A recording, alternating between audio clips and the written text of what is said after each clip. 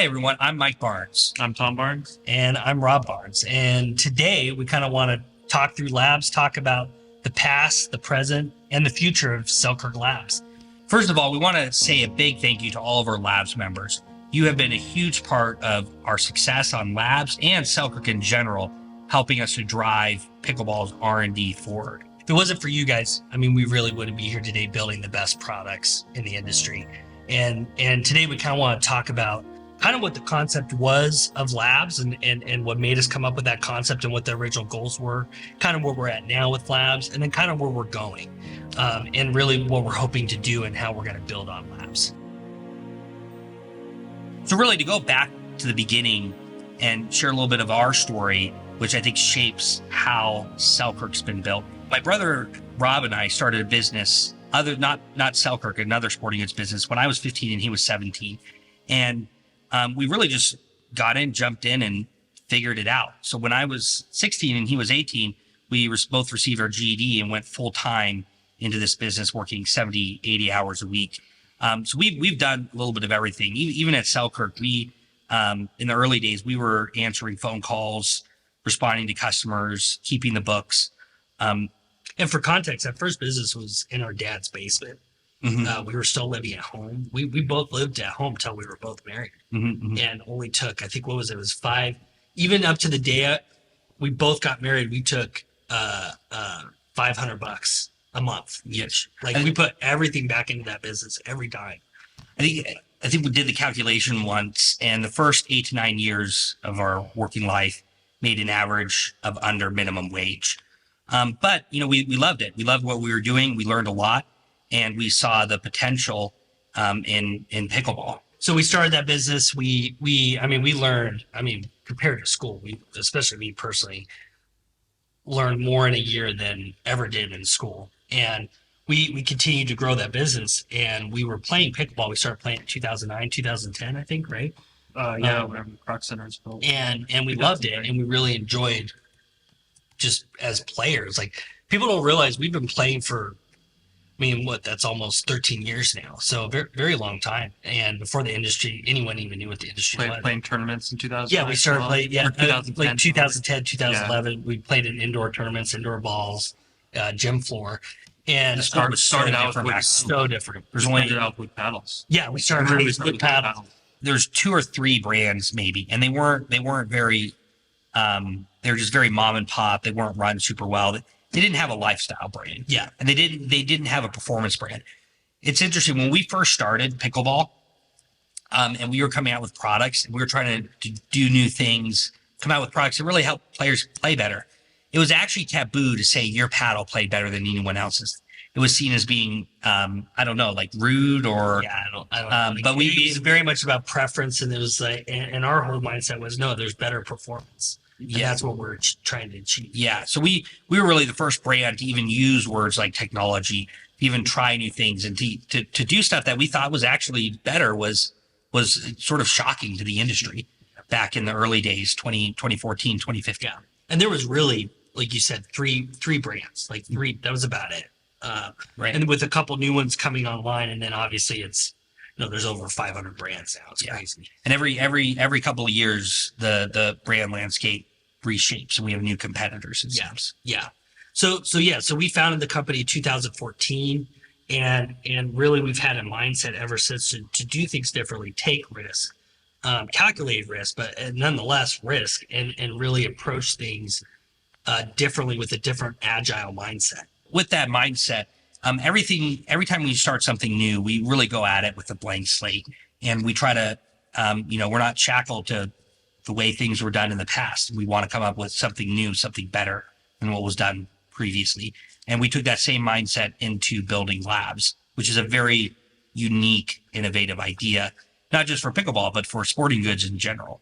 And what's that thing you would say in meetings? If you come out with a crazy new idea and everybody's on board with it, probably it's not the right idea. Yeah. So in the end, if you look at companies that succeed, they almost always are contrarian. They go against the norms. They go against the crowd.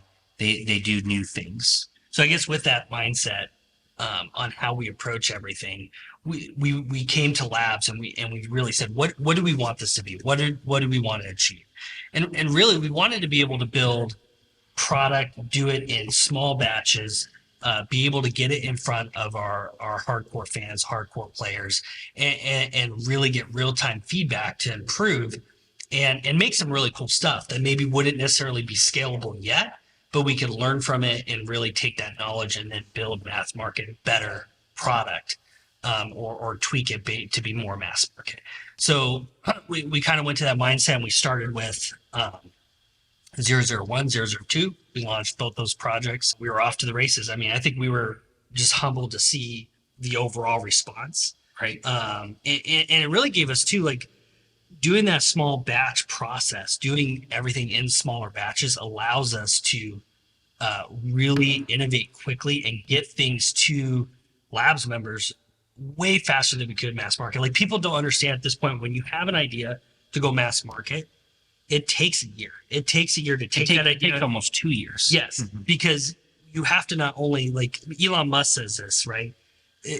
Designing something is the easy part. Making it is the hard part. Yeah. So being able to come up with a concept, design it, even make it work, but make it in mass scale, especially a company of our size. We've had issues with older watches where we would get everything ready, but you go so hard in such high volume that there were things you didn't understand in the manufacturing process to be able to scale. There ends up being bottlenecks. So with Labs, it's not only giving that new technology to you lab members early, it also allows us to see how scalable is this. What do we have to do to make sure the mass market one is bulletproof in every way to be able to bring it fast to market? And we've learned from every Labs project we've done. Well, even the ones that don't succeed as well in the marketplace, such as 001, we still learn tons about that from the standpoint of spin technology. We're using insights from that launch that are going to go into future spin technology, as well as we've taken some of the core and face technology and implemented it in our SLK Evo product. Yeah. So every product we've taken the feedback from customers and been able to use it, because we try to be very data driven in general. So Labs, from the beginning, we knew we wanted our R&D to be data driven, and there's two sides of that. The one side, which we're ramping up, is just internal tests, metrology, understanding products from a very scientific standpoint. The other side of that is getting the product out in the real world. In the end, if players don't like it, like that's all that matters. So every product we've ever launched, we take the standpoint of what do actual players want, not what does the industry or insiders think players want. Because we often see a discrepancy between what, maybe it's YouTube reviewers or pros, like what those people tend to gravitate towards is very different from what the actual pickleball players, the public, wants in a paddle.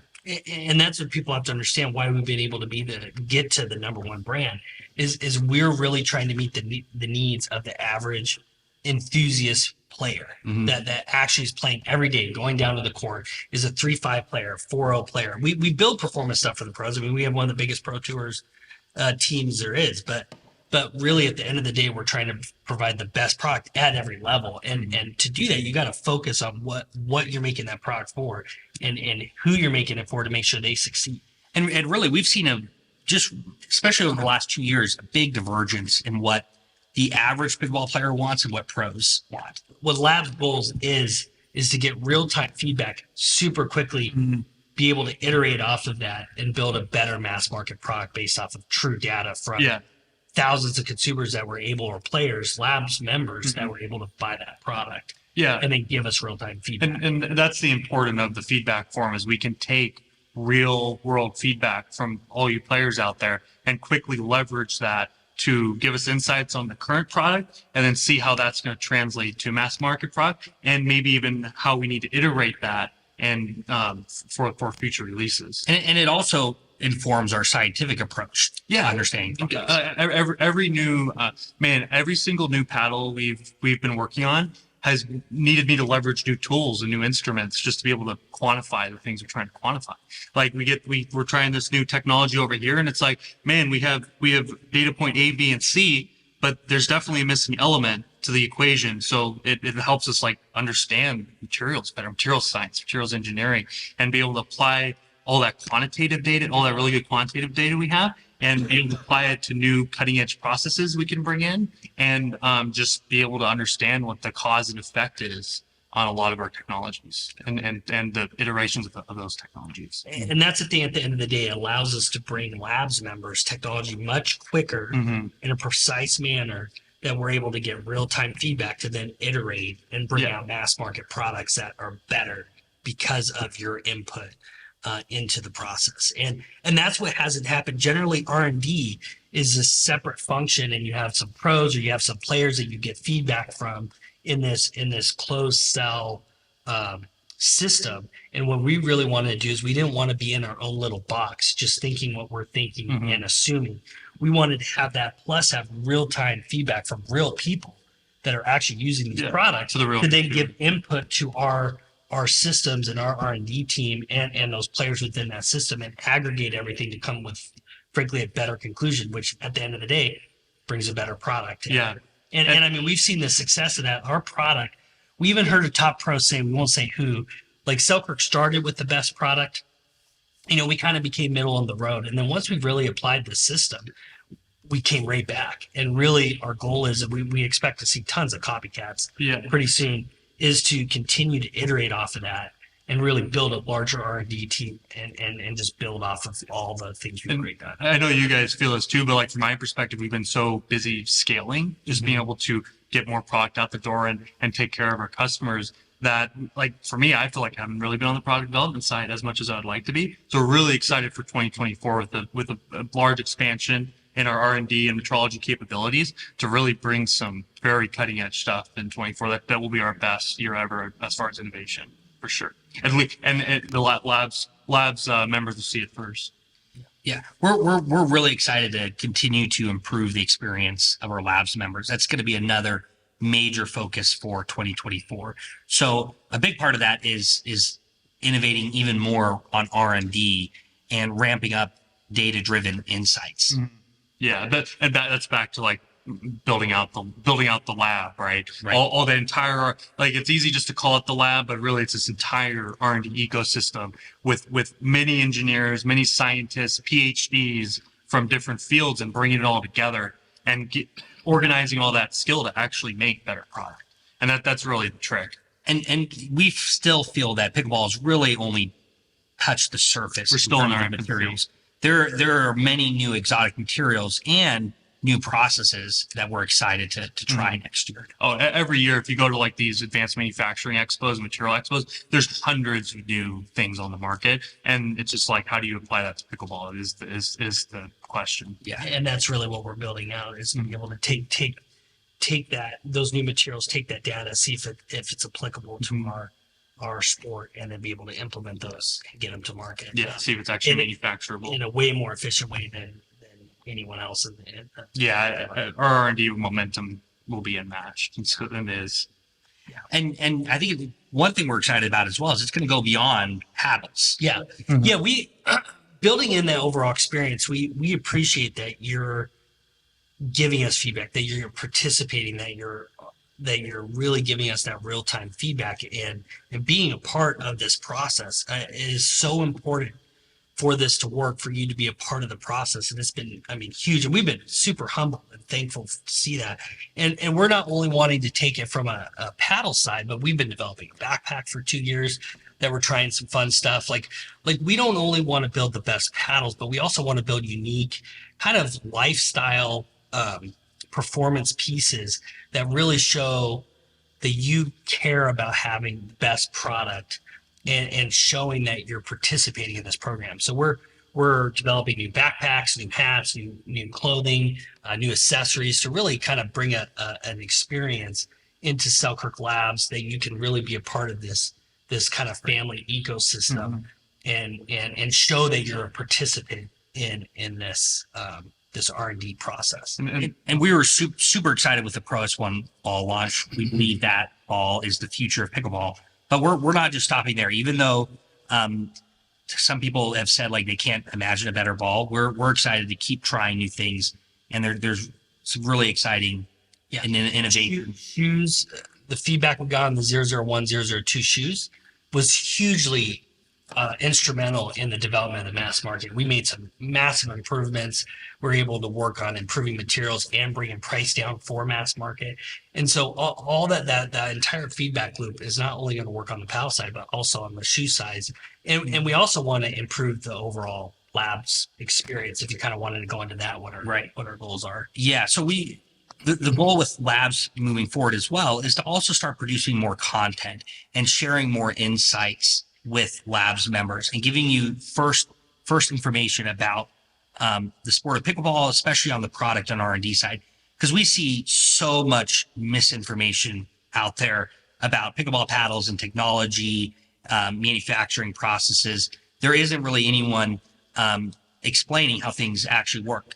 And we've really seen this in pickleball from the beginning. I remember when we first got into pickleball, all fiberglass paddles were called composite. And people didn't quite understand what a composite was, which is multiple materials being used, which is really all pickleball paddles in existence. But there's this divide between composite paddles and graphite paddles. There's just so many misnomers. And so one of the I guess previews we'll talk about now is thermoforming. So there's so much misinformation out there about thermoforming, what it is. So I don't know if you want to share a little bit more about what thermoforming is. Yeah, I mean, at the end of the day, there's a distinction between like thermosets and thermoforming, but at the end of the day, it's just being able to shape something with heat. And if you look at pretty much any product on there, they're all shaped with heat.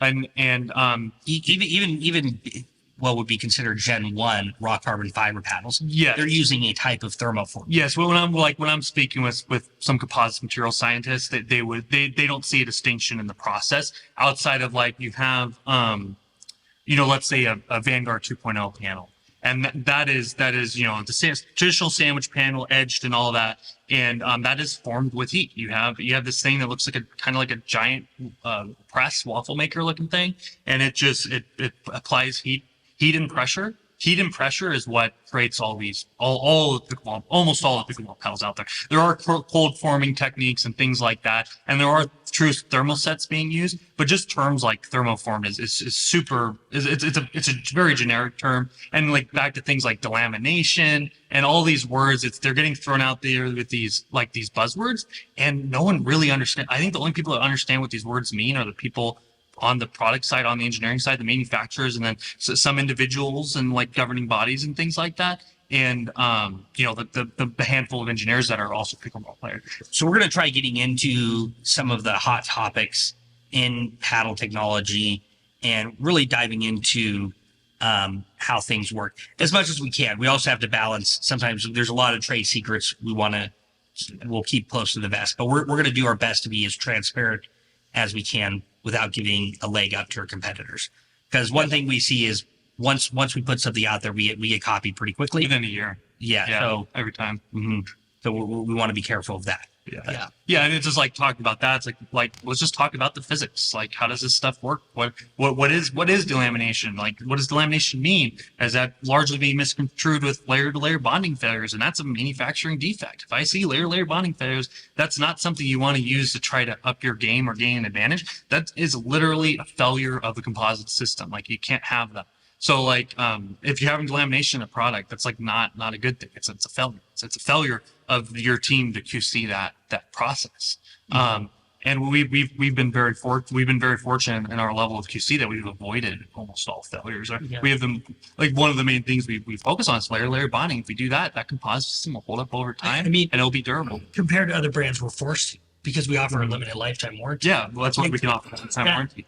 That forces us to make sure we are building quality products that do not fail, because we are backing it up. Mm-hmm. And so we're incentivized to make sure we build the best product. Yeah. And I believe we're the only major company that actually approaches QC in the way you should. Like, no one really seems to quality control their products just by observable factors. And a big part of that is because we manufacture in the US. We actually understand how product is made, and we're able to take that knowledge and that QC skill to not just our Selkirk main line that's made and assembled in the USA, but also to our SLK line, where we are purchasing from overseas partners, but we're working really closely with them on QC and double checking. There are processes. Yeah, they're using our processes, machines, our molds, and we're also double checking in the US. So we have we have a lot in place because we do have a warranty. I think when we launched the Pro S1 ball, people were shocked that we offered a 1-year warranty, but it's because we're confident and we do take